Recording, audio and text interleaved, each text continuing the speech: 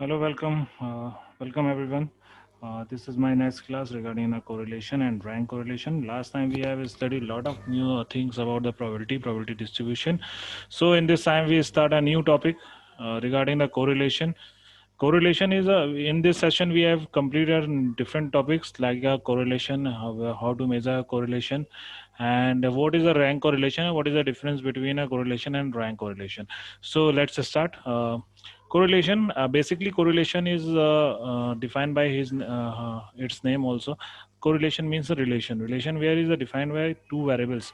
So जब भी correlation की बात करते हैं तो that is a basically a statistical tool and we study there कि एक वेरिएबल का दूसरे वेरिएबल पे क्या इम्पैक्ट पड़ता है या एक इवेंट का दूसरे इवेंट पे क्या इम्पैक्ट पड़ता है. तो analyse of this relation is find through a what is the degree of relationship between them. So degree of relationship यहाँ पे हो सकता है पॉजिटिव हो, नेगेटिव हो, एंड what टाइप ऑफ कितना मेजर आउट करते हैं इससे हम स्टडी करते हैं. So correlation is a statistical tool that helps to measure and analyze the degree of the relationship between two variables. So basically two variables के बीच में जो भी term of the relationship को analyze करने का term होता है उसको हम correlation कहते हैं. That is association between a two or more variables. हम two या more variables के बीच में भी correlation identify कर सकते हैं. So the degree relationship between the variable under consideration is measured through the correlation analysis. जो भी हम relationship होता है वो variables के बीच में हम उसका correlation analysis के through आइडेंटिफाई करते हैं. So the measure of correlation called the correlation coefficient. जो भी हम मेजर करते हैं कोरिलेशन में, रिलेशन जो भी मेजर करते हैं कोरिलेशन में, that is correlation coefficient. So correlation coefficient को हम स्मॉल आर से रिप्रेजेंट करते हैं and express by the in the term of small R. तो जो इसकी वैल्यूज होती है वो -1 से +1 के बीच में होती है. ओके, -1 टू +1 के बीच में होती है आर की value. The direction of change in indicate by a sign. जो भी डायरेक्शन होता है उसको हम थ्रू अ साइन के तम दिखाते हैं. अगर दो वेरिएबल्स के बीच में कोई भी निगेटिव रिलेशन है तो that is represent by the minus, and अगर कोई पॉजिटिव रिलेशन है, गुड रिलेशन है, तो that is represent by the plus. Okay, so the correlation analysis enable us to have an idea about the degree and direction of the relationship. जो हमें correlation analysis कर देती है, idea देती है about the what is the degree, किस तरह का रिलेशन है, पॉजिटिव है, नेगेटिव है, and what is the direction, किस तरफ से जा रहा है, स्ट्रेट डायरेक्शन है या किस तरह का डायरेक्शन है. तो ये हमें इससे ही रिलेशन हमें कोरिलेशन के थ्रू मिल जाता है. सो अगर टाइप ऑफ कोरिलेशन की बात करें तो कोरिलेशन दो तरह के होते हैं, that is a positive and negative correlation. In term of the positive correlation, correlation is said to be positive correlation अगर if the value of two variables changing are with the same direction. अगर correlation कहता है कि correlation में कहता है कि अगर दो वेरिएबल्स के बीच में हम रिलेशन डिफाइन कर रहे हैं और दोनों की वैल्यू सेम चेंज हो रही है, सेम डायरेक्शन में चेंज हो रही है, that is a positive correlation.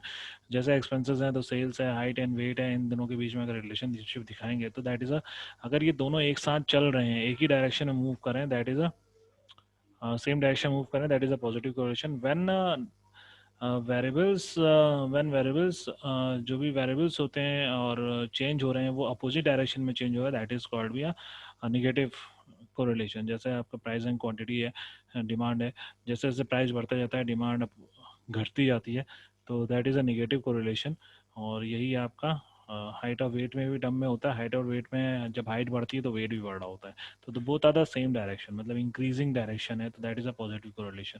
तो इसके अलावा पॉजिटिव रिलेशन में क्या होता है, variable change in the same direction. जैसे एक्स इंक्रीज हो रहा है तो वाई भी इंक्रीज होगा, अगर एक्स डिक्रीज हो रहा है तो वाई भी डिक्रीज हो रहा है, तो that is a plus sign. मतलब पॉजिटिव में आपका प्लस साइन का इंडिकेट होता है.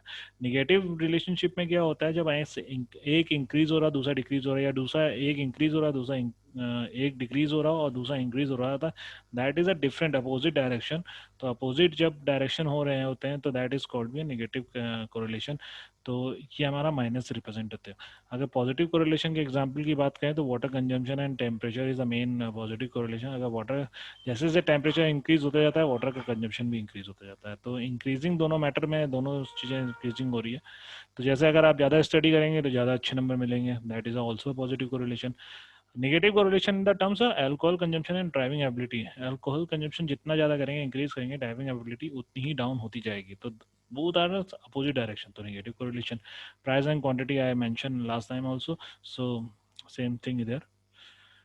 If we define the key what is the difference between a positive and negative correlation? तो मीनिंग अगर बात करें कि दो डायरेक्शन है सेम, अगर कोई भी दो वेरिएबल हैं वो सेम डायरेक्शन में जा रहे हैं और मतलब एक इंक्रीज कर रहा है तो दूसरा भी इंक्रीज कर रहा है, एक डिक्रीज कर रहा है, दोनों डिक्रीज कर रहे हैं, तो that is a positive correlation. और इसमें अपोजिट डायरेक्शन होता है तो उसके टर्म में भी अगर कोई भी चीज़ इंक्रीज हो दूसरी डिक्रीज हो रही है या वाइस वर्सा हो, तो that is a negative correlation. अगर हम स्कैटर डायग्राम के थ्रू दिखाएंगे तो आपका देखिए यहाँ पे एक्स और वाई दो वेरिएबल्स हैं, दो वेरिएबल्स में एक्स भी इंक्रीज हो रहा है, वाई भी इंक्रीज हो रहा है, बोथ आर सेम डायरेक्शन, तो ये पॉजिटिव का है। नेगेटिव में क्या हो रहा है कि वाई तो इंक्रीज हो रहा है बट एक्स, जैसे एक्स क्या हो रहा है इन द टर्म है आपका एक चीज डिक्रीज हो रही है, मतलब वाई आपका डिक्रीज हो रहा है, एक्स इंक्रीज हो रहा है, मतलब वाई आपकी डिक्रीजिंग मैनर में चल रहा है एक्स, तो ये high degree negative correlation. Degree in the term की +1 हमारा हाई डिग्री शो करता है, बाकी हमारे low degree medium degree is define. तो लो डिग्री के टर्म में अगर बात करें कि देखिए पॉजिटिव कोरिलेशन है जब हमारी एकदम वैल्यू दोनों वैल्यू डिक्रीज हो रही हो, डिक्रीज इन द सेंस की वाई की भी वैल्यू डिक्रीज होती जा रही है और एक्स की वैल्यू भी डिक्रीज होती जा रही है, तो this is represent by the through a scalar diagram. तो ये हमारा क्या होता है लो डिग्री कोरिलेशन। और वही हमारा लो कोरिलेशन नेगेटिव कोरिलेशन में क्या होता है जब आपका डिक्रीज इन द टर्म हो रहा होता है, इस तरह से जो लाइन जाती है that is a low degree negative correlation. तो कोरिलेशन सब कोरिलेशन को तब तक परफेक्ट बोला जाता है, पॉजिटिव परफेक्ट परफेक्ट पॉजिटिव बोला जाता है स्केलर डायग्राम में, जब एक सारे पॉइंट्स एक लाइन में होते हैं और शो द राइजिंग टेंडेंसी। ठीक है, और कोरिलेशन को परफेक्टली नेगेटिव तब बोला जाता है जब ऑल द पॉइंट्स लाइन है straight line and show the declining tendency, decline tendency को दिखा ये मतलब increasing tendency that is represent by the positive correlation and decline is a negative correlation. Okay, so type of the correlation में अगर बात करें तो सिंपल एंड मल्टीपल कोरिलेशन दो अलग अलग चीज़ें होती हैं। सिंपल मल्टीपल कोरिलेशन में आपका पार्शियल और टोटल इन द टर्म आपका डिफाइन होता है, मल्टीपल में आपका पार्शियल और टोटल डिफाइन होता है। तो अगर कोरिलेशन को इन द टर्म ऑफ डायरेक्शन के टर्म में नहीं दिखा रहे हैं तो that is in the partial और टोटल आपका इसमें डिफाइन होगा कोरिलेशन।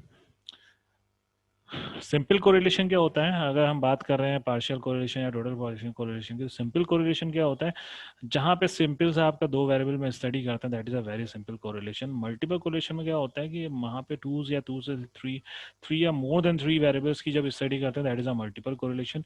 पार्शियल कोरिलेशन क्या होता है जब हम रिकॉग्नाइज करते हैं two variable but consider only one variable keeping the other concept. हम स्टडी तो दो वेरिएबल पे कर रहे होते हैं बट हम कंसीडर सिर्फ एक वेरिएबल को करते हैं और बिहाफ ऑफ द सेकंड को हम रखे रहते हैं, तो that is a partial correlation.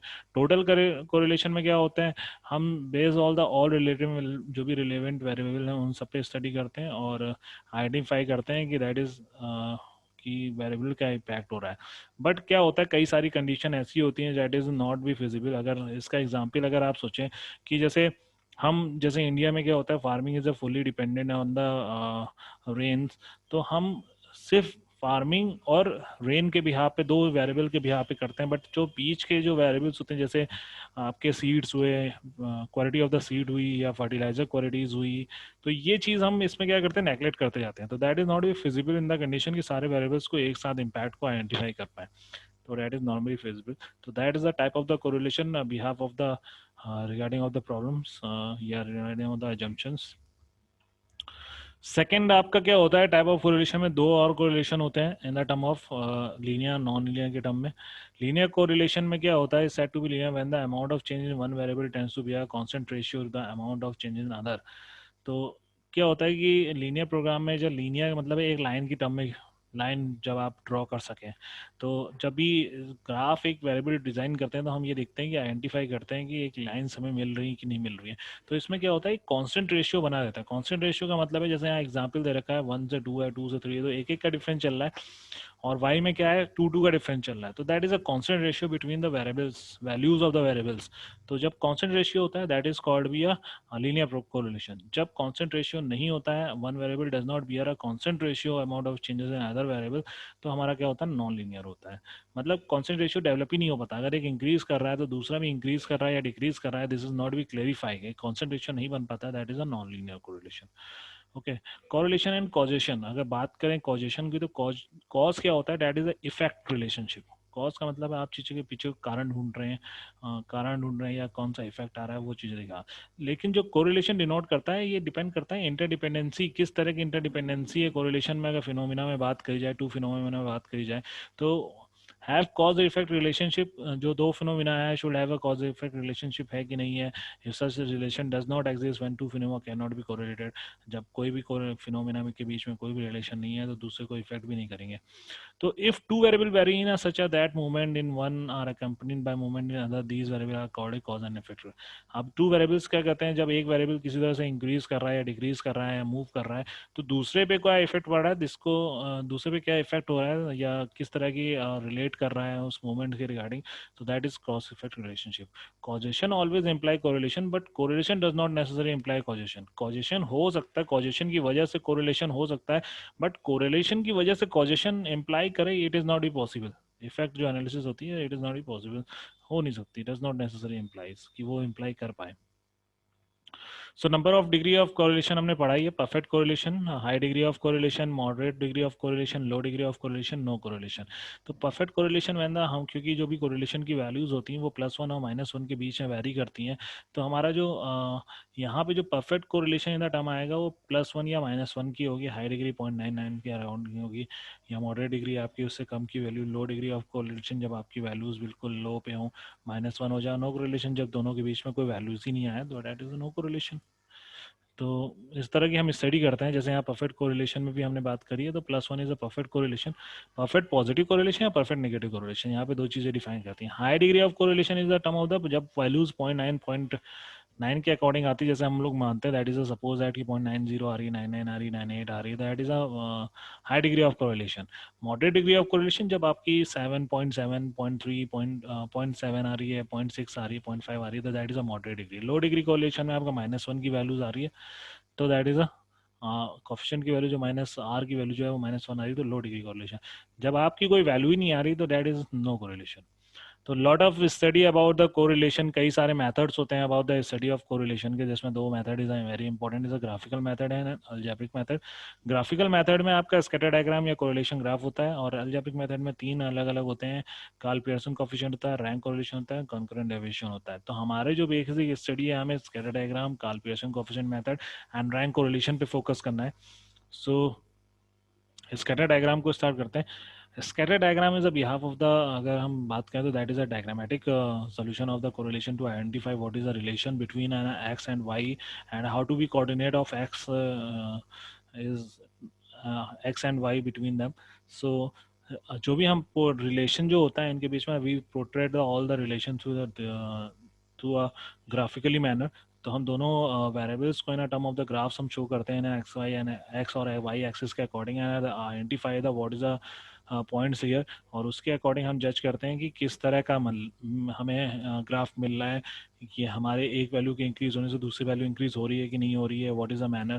तो ये सब चीज़ें देखने के लिए हमें ग्राफ को पूरा डिज़ाइन करना पड़ता है. जैसे एक यहाँ पे देखिए परफेक्ट पॉजिटिव कोरिलेशन का एक ग्राफ दिखाया है, जैसे हाइट और वेट के बीच में एक रिलेशन दिखाया है, तो हाइट को हमने एक्स एक्सिस रखा है, वेट को वाई एक्सिस रखा है. सो यहाँ पे जो देख रहे हैं, जैसे जैसे हाइट इंक्रीज हो रही है तो वेट इज ऑल्सो इंक्रीज दिया, तो जो एक स्ट्रेट लाइन आई है इंक्रीजिंग इन द टर्म्स में, एक कांस्टेंट इंक्रीजिंग टर्म में, एक लीनियर के टर्म में आई है, that is a represent of the high, मतलब परफेक्ट पॉजिटिव कोरिलेशन. तो ये जब हम इसको एज अ स्कैटर डायग्राम में रिप्रेजेंट करते हैं, ग्राफ बनाते हैं, तो हमारी एक परफेक्ट लाइन आती है, that is a perfect positive correlation. High degree positive correlation में क्या होता है कि चीज़ें क्या होती हैं, स्कैटर होती हैं, थोड़ी फैली होती हैं, but they represent is a but they represent a gap between these values, but represent a increasing order. मतलब जैसे 0.80 पे इन्होंने बोला है कि पॉजिटिव रिलेशन दिखा दें, हाई डिग्री पॉजिटिव रिलेशन है, तो सब एक लाइन में नहीं आ रहे हैं, लेकिन क्या है, स्कैटर है, but represent in increasing order, तो that is a high degree of positive correlation. Degree of correlation की बात करें, जैसे मॉडरेट पॉजिटिव कोरिलेशन है कि सब क्या हुआ है, स्कैटर्ड हो रहे हैं, और ज़्यादा स्कैटर्ड हो रहे हैं, और वैल्यूज़ क्या हो रही है, जैसे 0.04 के टर्म में आता है, तो 0.4 के टर्म में आ रहा है और स्कैटर्ड है, but they show an increasing order, both is a variable increasing order, that is a perfect that is a moderate positive correlation.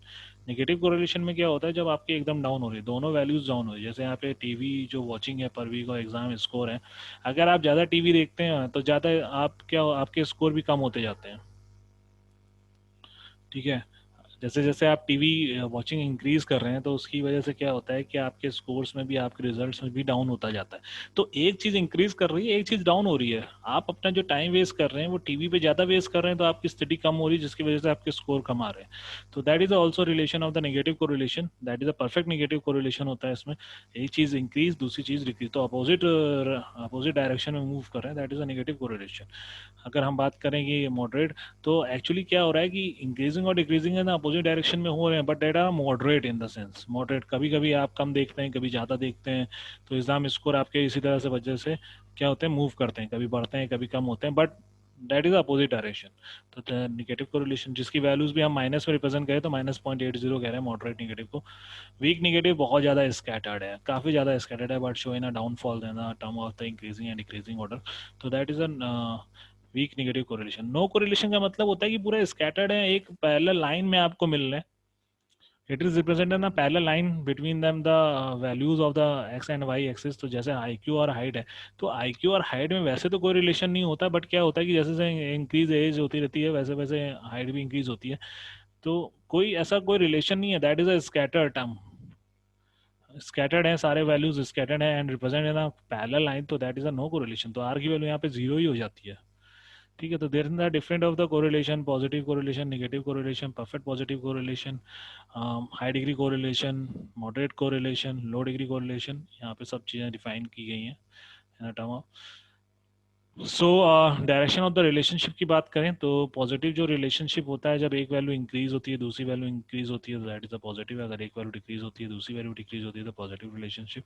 Negative हमने लास्ट टाइम में डिफाइन किया था, एक इंक्रीज हो रहा है दूसरा डिक्रीज हो रहा है तो नेगेटिव, दूसरा डिक्रीज हो रहा है, एक डिक्रीज हो रहा है दूसरा इंक्रीज हो रहा है तो also is a negative correlation. तो अपोजिट डायरेक्शन और similar direction is a both in term of the relationship. अगर बात करें एडवांटेजेस ऑफ स्कैटर डायग्राम की, तो सिंपल और नॉन मैथमेटिकल मैटर है, कोई एक्स्ट्रा फॉर्मूला यूज नहीं होता, सिर्फ in time of the graph हमें रिप्रेजेंट कर देना होता है, और the behalf of the graph जो भी हमें जिस तरह के भी हमें रिप्रेजेंटेशन होता है उसके बिहाफ पे हम बता देते हैं ये पॉजिटिव है कि नेगेटिव है। तो बहुत सिंपल है, नॉन मैथमेटिकल मेथड यूज हुआ है।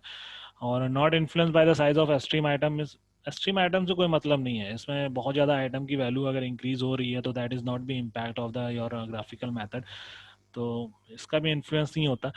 So this is the first step in the investigating of relationship between the two variables. ये फर्स्ट स्टेप होता है रिलेशनशिप आइडेंटिफाई करने के लिए। डिसएडवांटेज क्या है अगर हम अडॉप्ट नहीं करते हैं, can not adopt the an exact degree of correlation, ये कभी हमें ये नहीं बता पाता है कि इस मेथड के थ्रू हम ये नहीं आइडेंटिफाई करते हैं, वैल्यू आइडेंटिफाई नहीं कर पाते हैं कि कितना डिग्री ऑफ कोरिलेशन है, कि मतलब 0.9 है, 0.1 मतलब 0.3 है, 0.4 है, या 1 है परफेक्ट पॉजिटिव कोरिलेशन, तो वो हम इसमें आइडेंटिफाई नहीं कर पाते हैं। तो इसमें एग्जैक्ट कि किस तरह का रिलेशन है वी डोंट बी आइडेंटिफाई क्या डिग्री है, तो ये आइडेंटिफाई करना थोड़ा सा टफ हो जाता है, that is a big disadvantage of the scatter diagram. correlation graph, a correlation graph is another method to identify the values of variables। तो उसके बिहार पे भी हम देखते हैं, जैसे यहाँ पे देखिए कोरिलेशन जो ग्राफ है उसमें कंजम्पशन और प्रोडक्शन दे रखा है, ग्राफ बनाया है अकॉर्डिंग टू टाइम पीरियड, और प्रोडक्शन उसी के हिसाब से है। तो जैसे कंजम्पशन क्या है, कंजम्पशन को अलग टर्म से दिखाया है, ब्लू कलर की लाइन से दिखाया है, एंड प्रोडक्शन को आपने ब्राउन कलर की लाइन से दिखाया है। तो प्रोडक्शन और कंजम्पशन दोनों में देखिए थोड़ा सा क्या है, इंक्रीज होता जा रहा है, दोनों इन टर्म ऑफ द इंक्रीजिंग में चल रहा है। तो ग्राफ हम अलग अलग टर्म में दिखाते हैं, तो that is also represented the कि किस तरह का रिलेशन है, पॉजिटिव है कि नेगेटिव है, उस टर्म से डिफाइन हो जाता है। जो नाउ मैक्स नेक्स्ट स्टडी जो मेन स्टडी है, that is the Karl Pearson coefficient of the correlation, जिसके बारे में हम बात कर रहे हैं।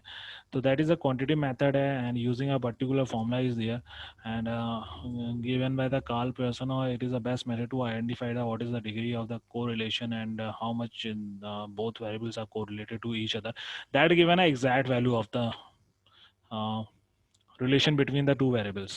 okay, so अगर फर्स्ट एक्चुअल मीन मेथड की बात करें, तो अगर कोएफिशिएंट में एक्चुअल मीन मेथड के टर्म में बात करें, तो एक्चुअल मीन का टर्म मतलब है हम जब मीन निकाल के वैल्यूज को मीन निकाल के देन आई सॉल्व इट। तो यहाँ पे जैसे एक फॉर्मूला होता है sigma x y small x y upon sigma x square into y square. तो यहाँ पे जो स्मॉल एक्स की वैल्यू होती है वो एक्स माइनस एक्स बार होती है, वाई की value Y minus Y bar होती है। तो that is X bar is the mean of the that X series, और arithmetic of Y series is Y bar. तो इस पे एक बेसिकली आप न्यूमेरिकल एक क्वेश्चन देख लेते हैं। जैसे कार्ल पियर्सन कोफिशिएंट का ये क्वेश्चन दे रखा है जिसमें एक्स और वाई की वैल्यू पहले से गिवन रहती है। तो इस तरह के क्वेश्चन में आपको वेरिएबल्स की वैल्यू पहले से डिफाइन रहती है, वैल्यू देख के आप नहीं बता सकते हैं कि इंक्रीज हो रहा है कि डिक्रीज हो रहा है. You have not be idea टे which type of relationship between them, तो आई एम पॉजिटिव नहीं कि निगेटिव. तो इस तरह से हम क्या करते हैं, थ्रू हम मैथमेटिकल मेथड से निकालते हैं. तो जैसे हमने क्या किया, यहाँ पे एक्स और वाई की वैल्यू दे रखी, तो एक्स और वाई की वैल्यूज को अलग अलग लिख लिया. तो पहले हमने क्या किया, एक्स की वैल्यू को सिग्मा एक्स निकाल लिया. तो सिग्मा एक्स जैसे ही निकाला, तो हमने सिग्मा एक्स की वैल्यू निकाली, तो हमारा मीन मिल जाएगा x bar equal to sigma x upon N.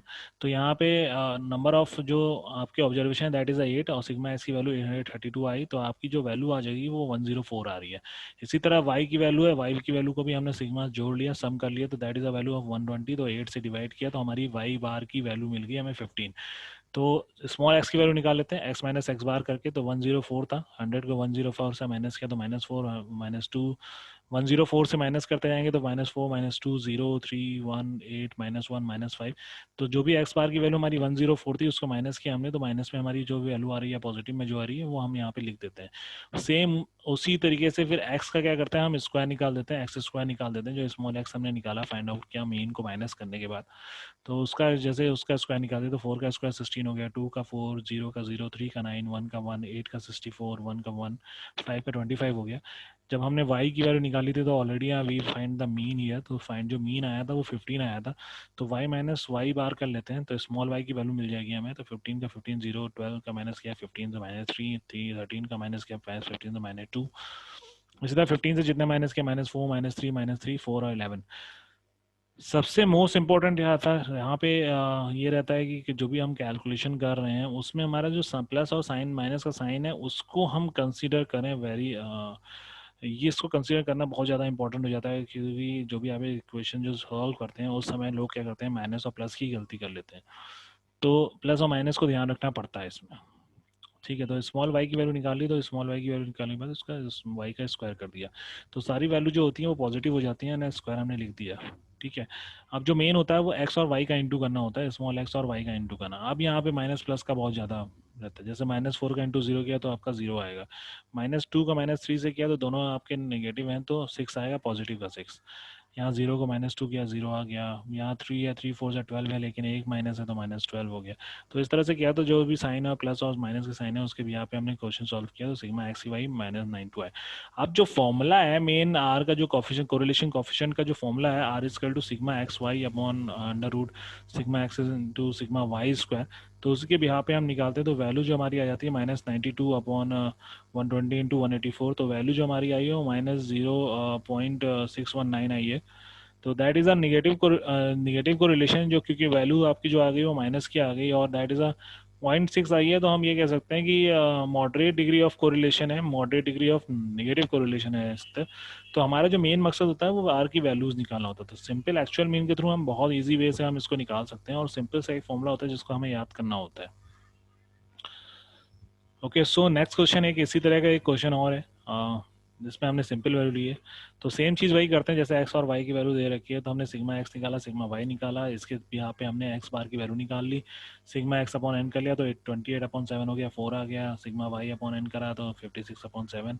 Sigma Y आपका वाई देख लीजिए, वाई सिग्मा वाई आपका 56 है, वो 7 कर दिया तो आपकी वैल्यू आ जाएगी 8. तो आपने x-4 कर दिया, x-x बार, तो x-4 आपकी वैल्यू होगी -3 -2 ये आपकी निकाली. फिर x का होल आपका स्क्वायर हो जाएगा, x स्क्वायर हो जाएगा. उसी तरह y का आपका y का स्क्वायर निकल जाएगा, और बाद में x और y को दोनों को हम इंटू कर लेंगे तो एक्स वाई की वैल्यू निकल जाएगी. और सिंपल सा फॉर्मूला हमें रखना है, sigma x square sigma x y upon under root sigma x square into sigma Y square. सारी वैल्यू जो हमें मिल जाती हैं उसके बाद हम रख रहे हैं. तो यहाँ पे जो आ रहा है वो +0.997 आ रहा है, that is a high degree positive correlation, not a perfect degree correlation. Perfect आपका +1 पे ही आएगा. आपका 0.99 है, that is a represent of a high degree positive correlation. Okay, so that is very clear method, और बहुत ईजी है समझने के लिए. Well we calculate all these things, तो बहुत ईजी पड़ता है. बट हमें ध्यान रखना होता है कि जो भी हम कैलकुलेशन कर रहे हैं उसमें माइनस प्लस की वैल्यूज को कहाँ पे हम रखते हैं. ठीक है, so this is a actual method, mean method. Next हमारी जो बात होती है that is assume mean method. Assume mean method में हम क्या करते हैं, एज्यूम मीन मेथड में जो भी हमारी वैल्यूज होती हैं उसको हम एज्यूम करके निकालते हैं. मतलब हम एक्चुअल मीन में हम एक्चुअल मीन निकालते हैं, फॉर्मूले से जो है मीन है वो एक्चुअल मीन निकालते हैं. बट जब हम बात करते हैं एज्यूम मीन मेथड की, तो हमारा जो एज्यूम होता है, जैसे एक्स में जब हमें एक्स और वाई की वैल्यूज दे रखी होती है, तो हम अपने से एज्यूम कर लेते हैं। तो यहाँ पे जो एज्यूम मीन अगर हम एक्स सीरीज में देख रहे हैं, तो डी एक्स जो वैल्यू है, तो एक्स माइनस ए, मतलब ए जो हमने एज्यूम किया है वो एक्स सीरीज को देख के किया है।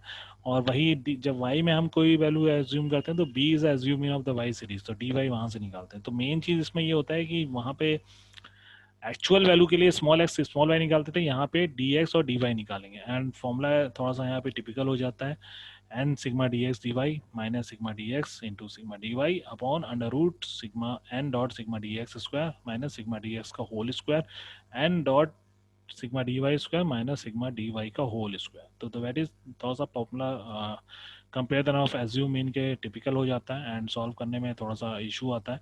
तो इन चीज़ों को हमें यहाँ पे देखना पड़ता है। तो यहाँ पे देख वैल्यूज को हम देख ले रहे हैं कि किस तरह से सॉल्व हुई है। तो that is a to values. जब एक्चुअली क्या ये भी बोला जाता है कि जब हमारा एक्स और वाई की वैल्यू बहुत ज़्यादा हाई हो, जैसे लाइक देन इज 300 350 है 400 है, तो इसमें हम क्या करते हैं, इसमें हम ज़्यादातर एज्यूम मीन या एक्चुअल मीन मेथड का ही यूज़ करते हैं, तो डायरेक्ट मेथड का यूज़ नहीं करते हैं। तो जैसे यहाँ पे क्या है कि हमारी वैल्यूज़ बहुत ज़्यादा है, 300 350 के अराउंड है, 800 900 है, तो यहाँ पे हम क्या करेंगे, एज्यूम मीन मेथड से ही सॉल्व करते हैं। तो एज्यूम मीन मेथड देख रहे हैं, जो सबसे हाईएस्ट वैल्यू वो 300 है, और सबसे नहीं, जो सबसे स्मॉलेस्ट वैल्यू है 300 है, और सबसे हाईएस्ट जो है वो 700 है। तो हम एज्यूम कर लेते हैं कि 500 इज अ मिनिमम, जो एज्यूम है वो हम एज्यूम कर लेते हैं कि 500 हम से माइनस एज्यूम मीन हमारा 500 होगा। और इसी तरह वाई में 800 ज़्यादा है और 1600 है, यहाँ पे भी हम एज्यूम कर लेते हैं 1200 बीच की वैल्यू है, तो 1200 ले लेते हैं। तो जो डी एक्स की वैल्यू है एक्स माइनस 500 कर देंगे, तो सीधे माइनस है, माइनस के आपकी वैल्यू आ गई। इसी तरह डी वाई का 1200, वाई का जो वैल्यू थी, वाई की वैल्यू थी, इसमें डी वाई की वैल्यू निकालेंगे, तो वाई से 1200 को माइनस करेंगे, आपकी ये वैल्यूज आ गई। कंसीडर द प्लस और माइनस वैल्यूज ऑल्सो।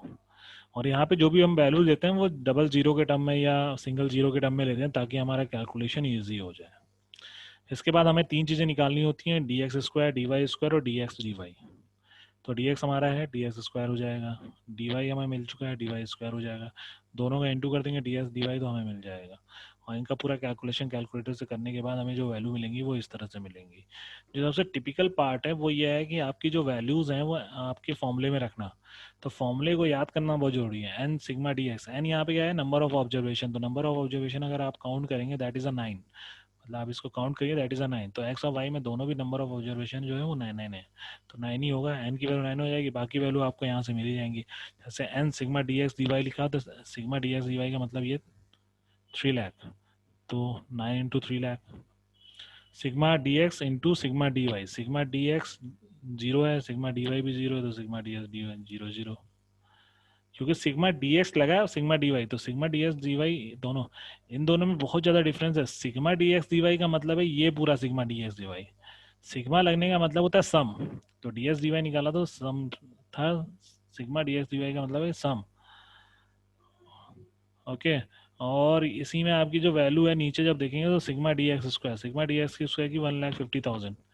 और जब सिग्मा डी एक्स बोला तो सिग्मा डी एक्स का मतलब है जीरो, तो इसका जीरो का स्क्वायर। इसी तरह से यहाँ पे भी वैल्यू है उसी का जीरो। तो हम जो सॉल्व करेंगे तो दैट इज अ +1 की वैल्यू आ रही है, तो +1 is a perfect positive correlation है, तो हम यहाँ पे दिखाते हैं correlation is a perfect positive. Okay.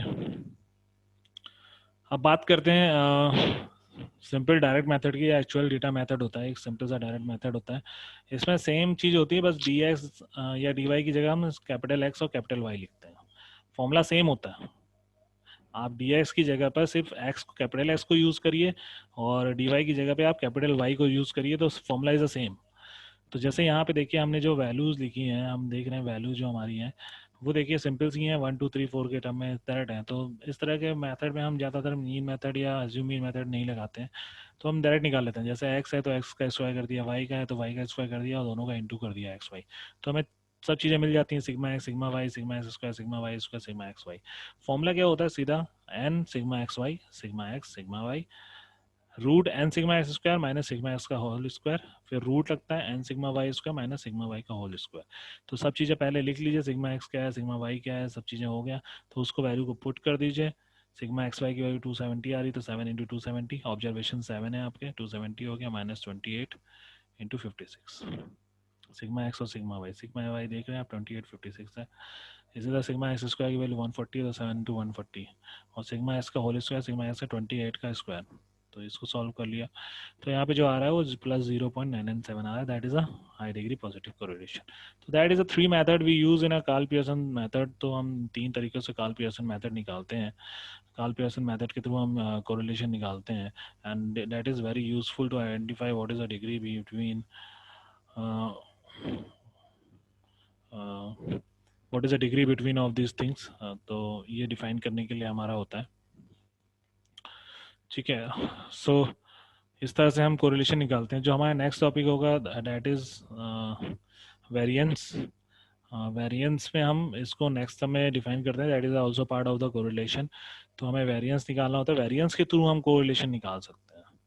तो कोवेरिएंस हम निकाल लेंगे, तो कोवेरिएंस के थ्रू हम कोरिलेशन निकाल सकते हैं, उसकी स्टडी हम इस टॉपिक के बाद करेंगे। अभी के लिए हम फिलहाल इतना ही करते हैं, और so meet in next session regarding of the variance. वहाँ पे हम वेरिएंस बताएंगे और रैंक कोरिलेशन को डिफाइन करेंगे। सो repeat all these things class, then we start again we start this topic in a next session. Thank you so much.